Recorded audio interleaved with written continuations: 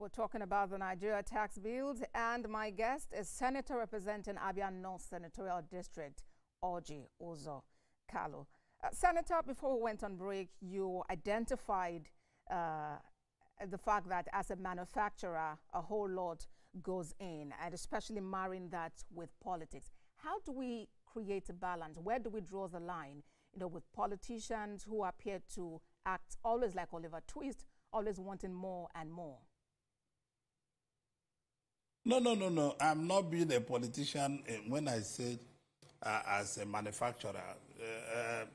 The interest of manufacturers, if we really want to put this economy down and put it on the straight line to be running, the interests of manufacturers have to be protected. I am asking, nothing has been done for the manufacturers. I'm asking the federal government to look away where they can give some of them tax holidays, give them incentive to manufacture and all the rest of them. So there are a lot kind of things we need to do, because I believe Nigeria can manufacture goods that will be sufficient for entire part of this part of West Africa, let me not say Sub-Saharan Africa. But we can't be able to beat the numbers and make less imports to other countries by giving our manufacturers in Nigeria a real incentive and give them light. You can see the pricing of fuel is very high for them. The prices of electricity has gone very high, and there's no incentive for people to manufacture. So manufacturers are even suffering. But I know that we'll make a case to President Tinubu, because we support absolutely for economy to be stable. And President Tinubu has been very bold in making decisions. He's one of the courageous presidents that this country have had since independence. He's very courageous. And President Tinubu have shown that he can make decisions without caring about whether there's anything called second term or any term, but he's making bold decisions that will reclassify the economy and put the economy on the path of growth. We started with countries like Indonesia, Malaysia, Singapore, and all the rest of them. Today, we are far behind them. So we need to get back to where we're supposed to do. Wrong economy. If there is no competition in this economy, we're not going to go anywhere. You see all the provinces in China where they're growing at 10% for 40 years. It's because there are competition among the provinces. So when people come and tell me, Dr. Michael Okpara, Alaji, Chief Abafemi Awolowo, and the Sultan of Sokoto, all the rest of them, and Dennis Osadebe, that Ahmadu Bello, they did very well. Yes, they did very well because there was competition. So, and what I can see that President Tinubu is trying to bring back that competition on the table, where people have to compete. Every state in Nigeria, 36 states and Abuja, all of them are very viable. I'm not part of those who say they are not viable. These people can wear their thinking cap. They can go back. There's no state in Nigeria that is not viable. If they are not viable in oil, they are viable in food. If they are not viable in food, they are viable in solid mineral. If they are not viable in solid mineral, they are viable in human resources. So can use their brain to do technology. So this country is well blessed, and we should not take it for granted. And Nigerian people, I can tell you, most of us are very lazy. You see people loitering in Abuja looking for work when there are a lot of work to do in the farms, when there are a lot of work to do in area. When you give people, Chinese economy and American economy is based on production. It's based on the support people give to people. All right, Senator. And of course, we know that you are a friend to the president, at least with recent visits to him during the holiday. What is your advice to him in handling the opposing voices against the bills?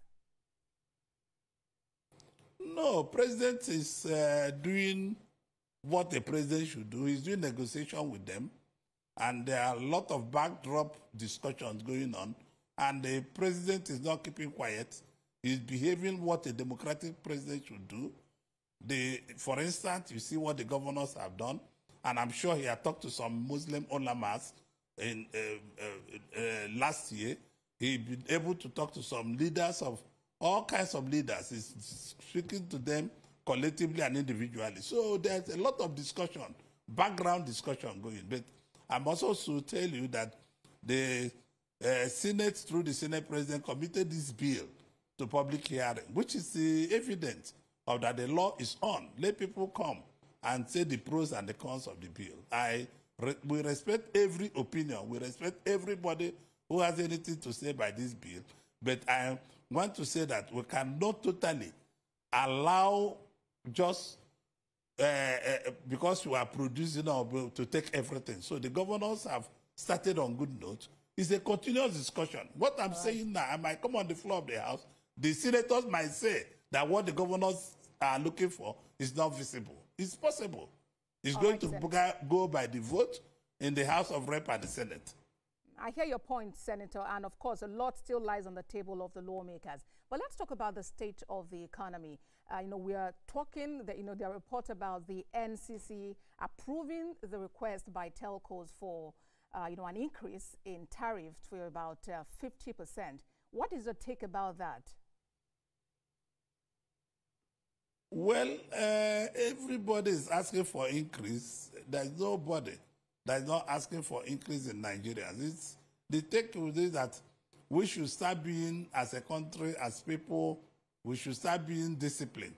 People should stop wasting their telephones. People should stop making unnecessary calls. People should stop doing things that are not relevant. I had some friends over the weekend. They came to my house after church, and they saw that I put off my lights almost everywhere, because where I live, I'm paying almost 600,000 naira every week on the electricity. So I have to learn how to live like if I'm living in the US or in London or Canada, that any room there's nobody, we put up the lights. Nigerians are taking a lot of things for granted. We should learn how to use something. I'm not happy with the tariff. I'm not happy that they are taxing people so much, but that is what the day says. But President Tinubu is working very hard to get us out of this problem. I hear you, Senator, but I'm curious to ask, are you also walking the talk?